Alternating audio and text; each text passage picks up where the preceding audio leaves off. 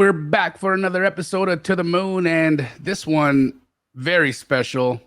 Probably one of my most favorite community members that we have in the Astro fam.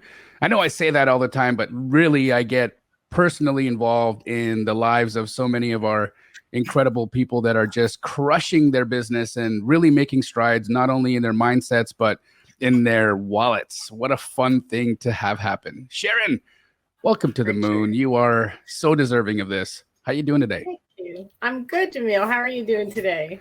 Excellent. We're just coming off a really high flying weekend.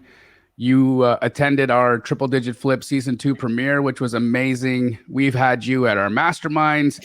And honestly, this is such an incredible testament to the power of community and the power of how we frame our thoughts and perspective. Because I remember when you first came into the Astro community, we had work to do. We had to figure out, a lot of new ways to approach our thinking with wholesalers, and our thinking in deals, all of that to say that you took that so gracefully and went full forward, and your results have been incredible. And so what I want to do is bring everybody back to the beginning for you. How did you find wholesaling? How did you find me? And what did this journey look like from beginning to when you took that decision to get started with us? Well, I didn't know I was going to cry today, but I've been through some rough personal stuff. And last year, around December, January time, I had decided to make some changes in some of my personal life. And which is always like super hard, like for anybody that goes through these sorts of things. And you don't have to get into the details of it, but very difficult. For sure. And at the time it was, I had a good job, but that provided current living expenses, not a way out. And so I used to flip houses between 2007 and 12. And so I thought, well, I made good money back then. Why don't I get back into that? Well, how do I raise capital to do that? And so I started researching, and I came across wholesaling, and I had never heard about wholesaling before. And after doing a little research, I had joined a different program, and that was not very informative, and mostly just taught about their software. And so I had tried, I had actually gotten 1 or 2 deals under contract, never found a buyer. And then I was doing some more research and had, learned about maybe doing some direct to seller stuff, had started asking like friends and family, do you know anyone that can sell a house? I knew some realtors. Hey, do you know of any, distressed properties? Doing agent outreach before I met you. And, but buyers was my thing. I'd gotten probably 3 or 4 under contract, and I never knew how to find buyers. And a particular incident happened in my personal life, and it came to a head where I just was downtrodden. And I was sitting in bed, and I'm scrolling through YouTube, and I'm watching videos, and I was just praying my heart out. And I said, God, please, how do I get out of this? Help me. Where do I go? What do I do? And the next video I hit, there was this guy, Jamil Damji, and he did his introduction, and he says, but as always, I'm going to start these off with a prayer. And you can mute me if you want to, but I'm going to do it anyway. Wow. Wow, that was the first thing you saw. Like, I thought you were going to just say I was dancing on the table painted blue, but it was one of our challenges, or one of our longer videos that had me open up in a prayer. Wow. I didn't know that. And as you prayed, let the steps we take be your steps. Let the words we speak be your words. Let the actions we take be your actions. God was speaking to me to say, this is the man that's going to show you what you need to do. to get to where I want you to go, to do what I want you to do, to be where I want you to be. And then at the end, as you prayed, has anyone, if anyone has any mental, physical, or emotional healing, let there be perfect healing in their life. And God said, this man will show you what you need to do to be healed. And the very next day, I called and signed up for the program. Wow. And then I hit week 1, and Yeah. holy Dang it. fuck. And Oh, week 1 was profound and so life-changing, and all the onion layers peeled back. And what you and Josiah created with week 1 is just mind-blowing and just phenomenal, and changed me to my core. And then about 6 weeks later, 5 weeks later, before Sunday was the theory calls, you were doing a call, and it was about taking action. And while you specifically were talking about taking action in the business and taking action, in the real estate and in the lessons, God was speaking to me to take action in my personal life. And a week later, I finally left the situation I was in, and I got out. And when I tell you that Astro didn't just change my life, Astro literally saved my life. And I believe that with all my heart. So here I am. Wow. I mean, it's incredible to me just where our journeys find each other, like where you were in your life and the things that you were facing, and how just applying the mindset, applying the principles of really taking control, right? Taking responsibility and control for our situations, because ultimately we always are in control and have to have responsibility. And it's really hard. It's really hard to frame ourselves in that mindset of realizing that, yes, other people do things to us. Other people do things that can be hurtful, and that's not fair. And that's, no one's excusing them for that behavior. Right.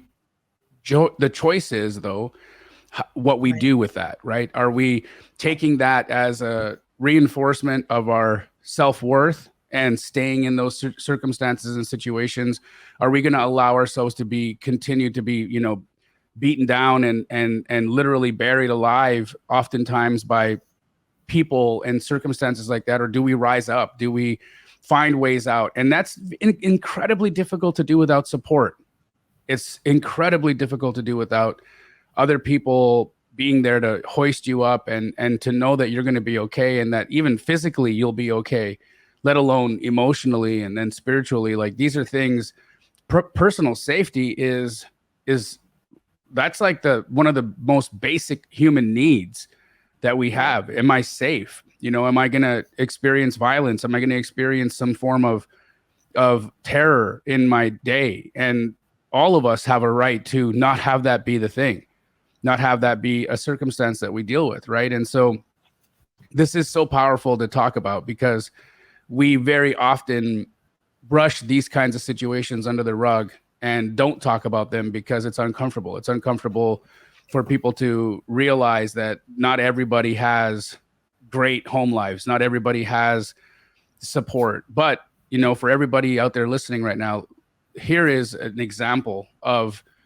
somebody taking responsibility and control. And not to say that if you are in a desperate situation or in a hard situation, and if you don't have a way out, that you're not taking control, but look for the people, look for the escapes, because they oftentimes are right under our nose, but it's hard for us to see it when we're in the situation.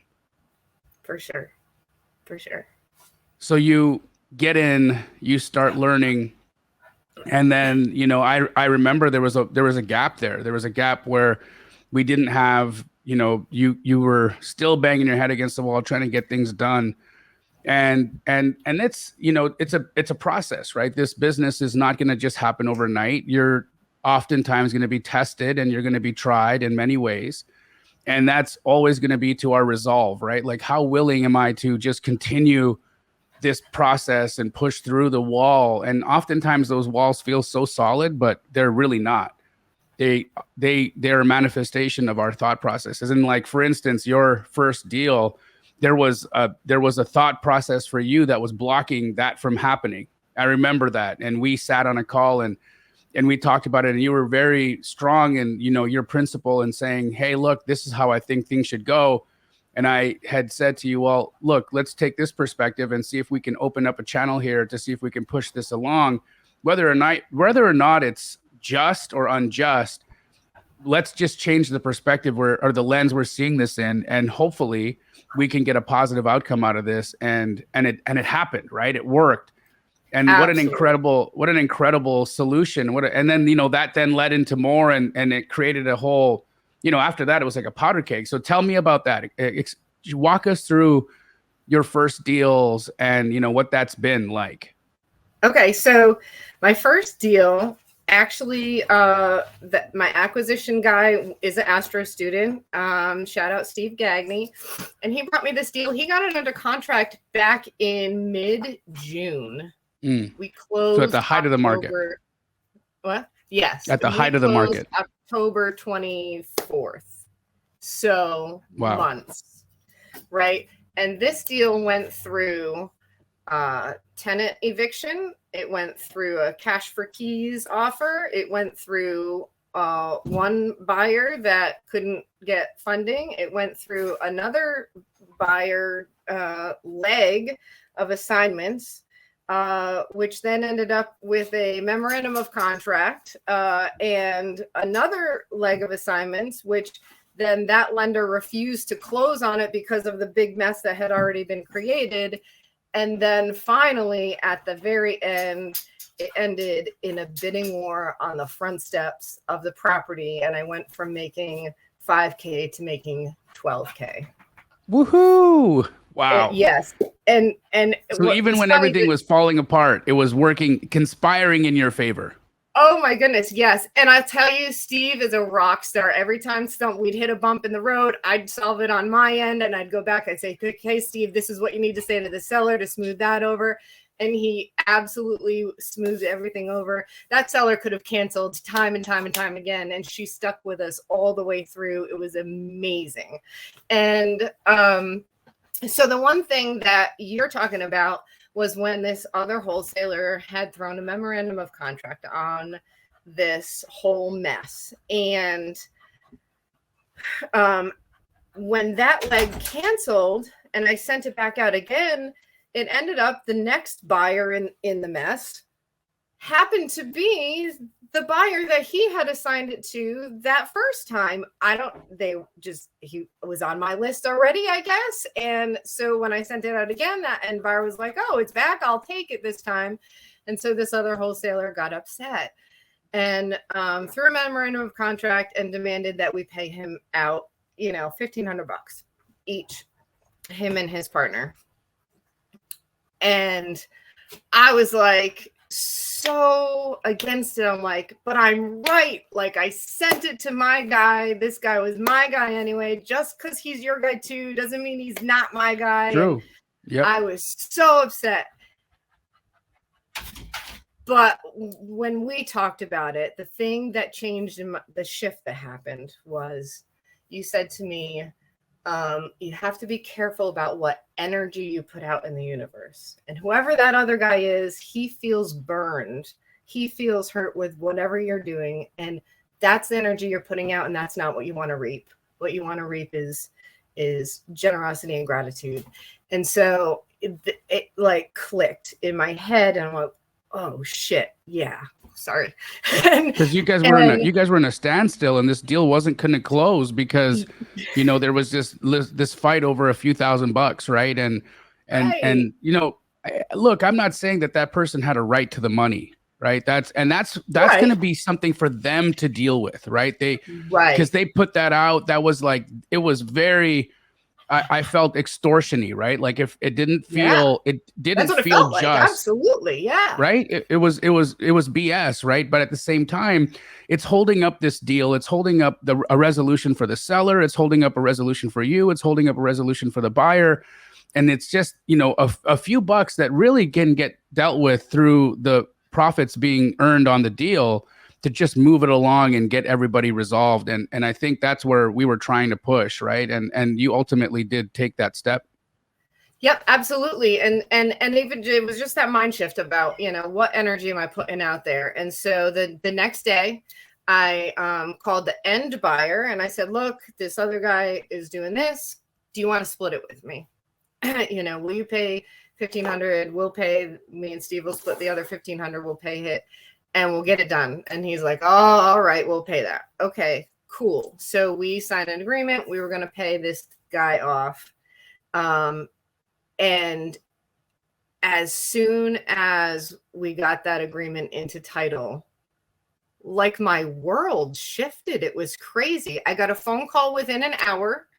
I'm a member of another ladies in wholesaling group. Within an hour, I was getting a phone call. They wanted to interview me that night on their podcast. I had an hour-long interview on there. And then all of a sudden I had all these women contacting me, like wanting help with wholesaling, bringing me their deals.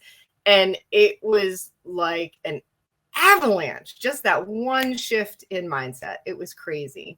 And from there, like I got 2-3 more deals, and like it was almost like a race to close to see if my first deal would close before and in my second and third one. It was funny. But yeah, and then ultimately that end buyer was the one that ended up canceling because his lender wouldn't lend on it. And so I called this other wholesaler up. I'm like, look, your buyer is not even going to close. Can you release this memorandum? And he's like, well, can you find a buyer on your own? I go, yeah, I've got several waiting. And he's like, okay, I'll do it today. And within hours, he called me back. He said, we just filed at the clerk's office and lifted that memo. You can close with whoever you want. Wow. It was phenomenal. I like that they didn't then hold your feet to the fire, because in their heart they still thought it was fair if they got paid if that buyer closed. But if that buyer didn't close, they didn't feel that they had a right to that deal, which again goes to show that in their mind and in their heart they're not rotten people, right? They actually believe in what was just for them, and so they only pressed it as long as it was still the right thing for them to do. But then the moment when they realized that they didn't have a claim to any profit in that deal with another buyer, they did the right thing and the honorable thing. And so it just goes to show, right, that perspective and like other people's points of view have to be taken into consideration. Like we got to really look at everything from everyone's perspective. And even if it's not to our benefit, sometimes we think it's not to our benefit, but like there's always an underlying force. There's always an underlying thing that's pulling everything together in a spirit of love, in a spirit of collaboration. Sure. I truly believe that. And if we can shift our energy to that like collaborative, loving approach, we open up doors that we wouldn't have even realized were closed. And that's it. That avalanche of deals, that avalanche of business that you got just by shifting the mind. And I mean, that's translated into so much for you. I mean, I just, how many deals did you close this last month? In November, I closed 5. Wow. I mean, Sharon, that's you don't understand. That level of success. 5 deals in a month is no joke. You're a solopreneur. You're not, you've got a small, like you're even, the different Astro community members that you work with, they're not technically your full-fledged business partners. They're your JV partners on deal to deal to deal. So like you're just a solopreneur out there pushing 5 deals across the finish line. I mean, what did you make on the 5? So 3 of them closed all they were scheduled to close all on the same day. And I was going to make 5,000, 7,500, and then 12,000. Wow. So for a total of 26,000, there have been years, like full years of my life that I haven't made $26,000. It was just incredible. And then there was another one that closed at the beginning of the month for 3,000, and then one that closed at the end of the month that I actually didn't make any money.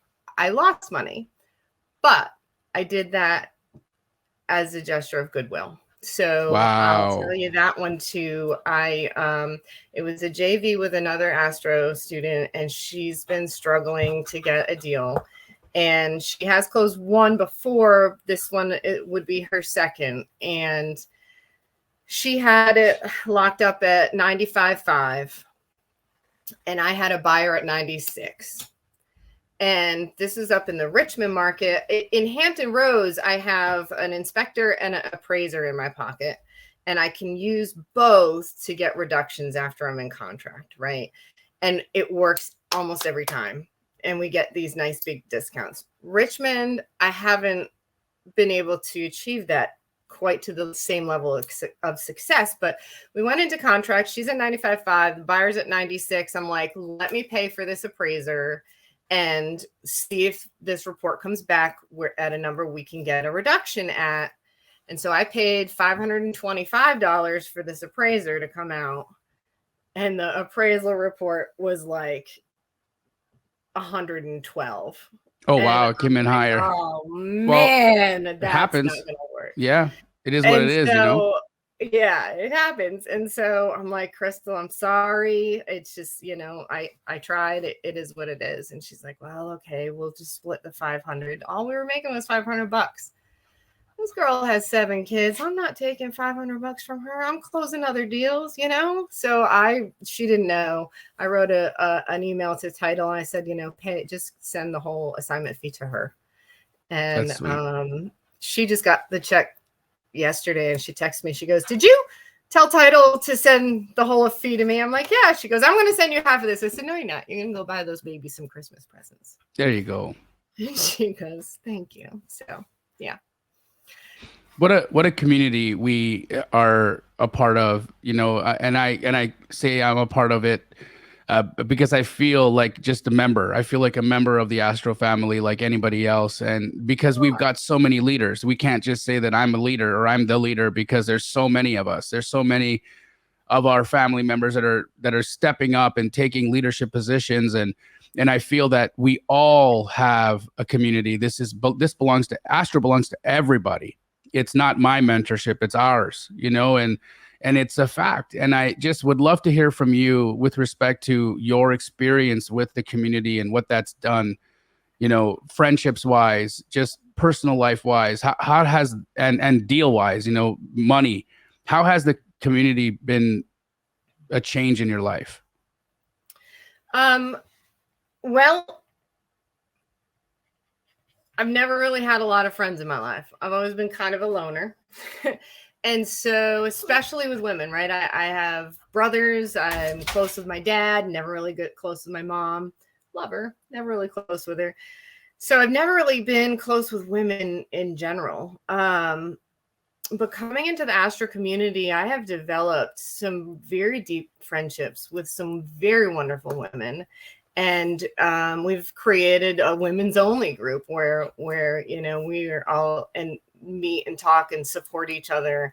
And we're doing cold call training every once in a while to get on a Zoom and just pretend to make phone calls, just so, to get those nerves down for some of these girls that are newer and whatnot. And so it's just super, super supportive. And, it's been great to, a lot of the guys are like having more brothers and really more sons. I feel old in this group. A lot of them are so young. Yeah, we got some youngsters in there for sure. Yeah, but they're rocking it. They're amazing. And Astro is truly like a family. It's not even a community. It's family. 100%.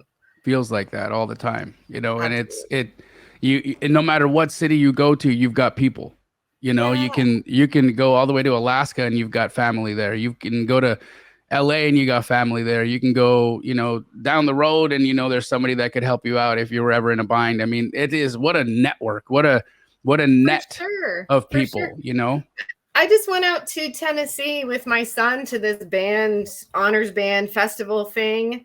And I've never been to Chattanooga area. I have no idea who's there. I posted in the group and I had people go and we had lunch together, you know, like just like that out of the blue. It was, you know, it's great. We're all in it together. And I don't know, it's like nothing I've ever experienced before, for sure.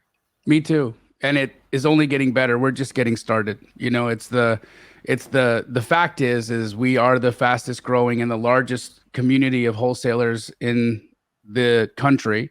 And that'll continue, and it'll continue to grow, and it'll continue to strengthen with people like you because of the support and the love that you give to new members, and the fact that you take other people's successes personally as you take your own.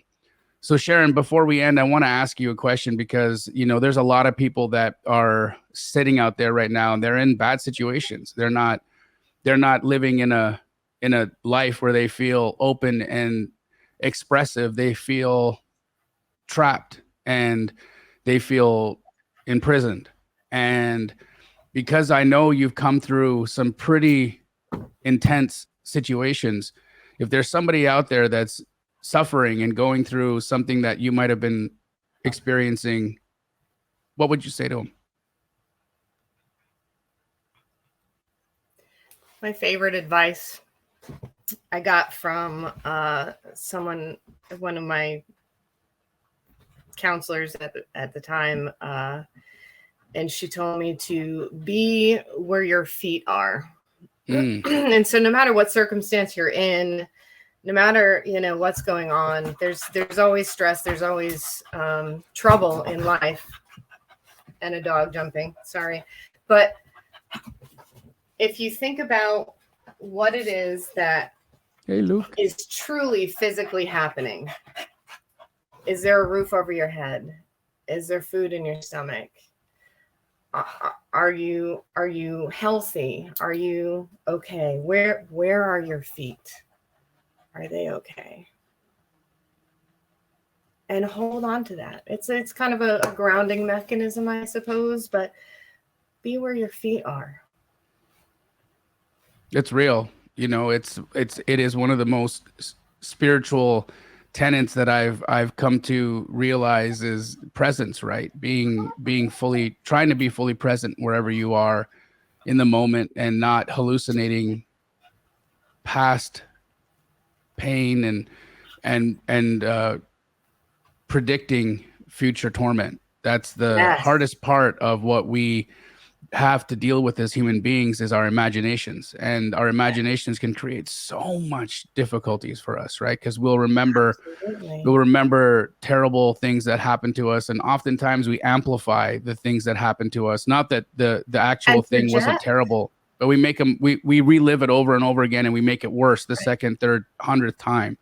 Right. And it gets harder and harder and more painful and painful. And then we get so fearful of what may come around the corner that we make it even worse, you know. Yes. And then we're living in this pain and this torment of like what happened and what could happen. And it's never and the thing is neither of those things exist anymore. Right. One of them doesn't exist anymore and one of them hasn't happened. Exactly. And so the only thing that's real is what's in front of you right now. And that's where we have an opportunity for a whole new potential in life. Absolutely. Absolutely. Sharon, I'm absolutely grateful for our friendship. I'm grateful for you being a member of our family and everything that you bring to the community, everything that you bring to the calls, your perspectives, your struggle, your wins, your all just encompassing Sharon-ness. You are a fabulous person, and I'm so grateful to have you on the moon with us. Guys, if you have any questions or would love to reach out to Sharon and want to do business with her, how do people get a hold of you and where are you working? Excuse me. My main market is in the Southeast Virginia area, the Hampton Roads area. My secondary market is the Richmond metro area, and my third market is the DC metro area, and I'm starting up into the Baltimore metro area as well.